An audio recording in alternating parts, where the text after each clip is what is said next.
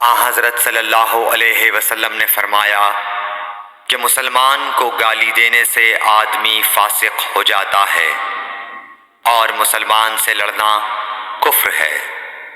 صحیح بخاری حدیث نمبر 48۔ حضرت صلی اللہ علیہ وسلم اپنے حجرے سے نکلے، لوگوں کو شب قدر بتانا چاہتے تھے وہ کون سی رات ہے۔ اتنے میں دو مسلمان آپس میں لڑ پڑے۔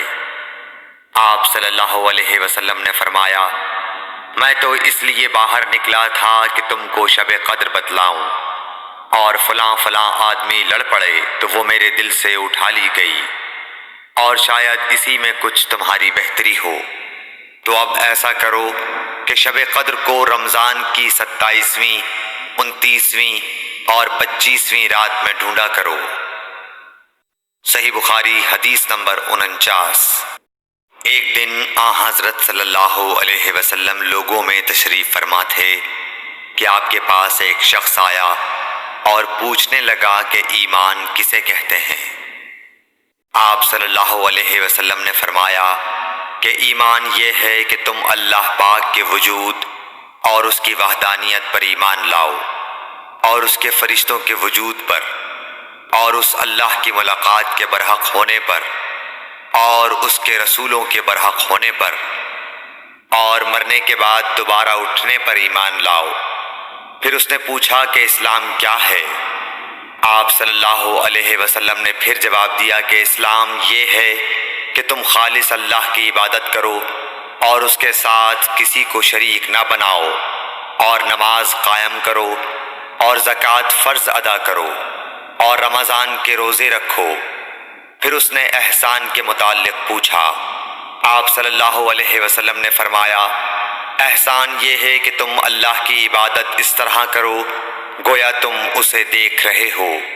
اگر یہ درجہ نہ حاصل ہو تو پھر یہ تو سمجھو کہ وہ تم کو دیکھ رہا ہے۔ پھر اس نے پوچھا کہ قیامت کب آئے گی؟ آپ صلی اللہ علیہ وسلم نے فرمایا کہ اس کے بارے میں جواب دینے والا پوچھنے والے سے کچھ زیادہ نہیں جانتا، البتہ میں تمہیں اس کی نشانیاں بتلا سکتا ہوں۔ وہ یہ ہیں کہ جب لونڈی اپنے آقا کو جنے گی، اور جب سیاہ اونٹوں کے چرانے والے دیہاتی لوگ ترقی کرتے کرتے مکانات کی تعمیر میں ایک دوسرے سے بازی لے جانے کی کوشش کریں گے، یاد رکھو قیامت کا علم ان 5 چیزوں میں ہے جن کو اللہ کے سوا کوئی نہیں جانتا۔ پھر آپ صلی اللہ علیہ وسلم نے یہ آیت پڑھی کہ اللہ ہی کو قیامت کا علم ہے کہ وہ کب ہوگی۔ پھر وہ پوچھنے والا پیٹھ پھیر کر جانے لگا۔ آپ نے فرمایا کہ اسے واپس بلا کر لاؤ۔ لوگ دوڑ پڑے مگر وہ کہیں نظر نہیں آیا۔ آپ صلی اللہ علیہ وسلم نے فرمایا کہ یہ جبرائیل علیہ السلام تھے جو لوگوں کو ان کا دین سکھانے آئے تھے۔ صحیح بخاری حدیث نمبر 50۔ ہرقل شاہ روم نے ابو سفیان سے کہا، میں نے تم سے پوچھا تھا کہ اس رسول کے ماننے والے بڑھ رہے ہیں یا گھٹ رہے ہیں؟ تو نے جواب میں بتلایا کہ وہ بڑھ رہے ہیں۔ ٹھیک ہے، ایمان کا یہی حال رہتا ہے یہاں تک کہ وہ پورا ہو جائے۔ اور میں نے تجھ سے پوچھا تھا کہ کوئی اس کے دین میں آ کر پھر اس کو برا جان کر پھر جاتا ہے؟ تو نے کہا نہیں۔ اور ایمان کا یہی حال ہے، جب اس کی خوشی دل میں سما جاتی ہے تو پھر اس کو کوئی برا نہیں سمجھ سکتا۔ صحیح بخاری حدیث نمبر 51۔ حضور اکرم صلی اللہ علیہ وسلم فرماتے تھے، حلال کھلا ہوا ہے اور حرام بھی کھلا ہوا ہے، اور ان دونوں کے درمیان بعض چیزیں شبہ کی ہیں جن کو بہت لوگ نہیں جانتے کہ حلال ہیں یا حرام۔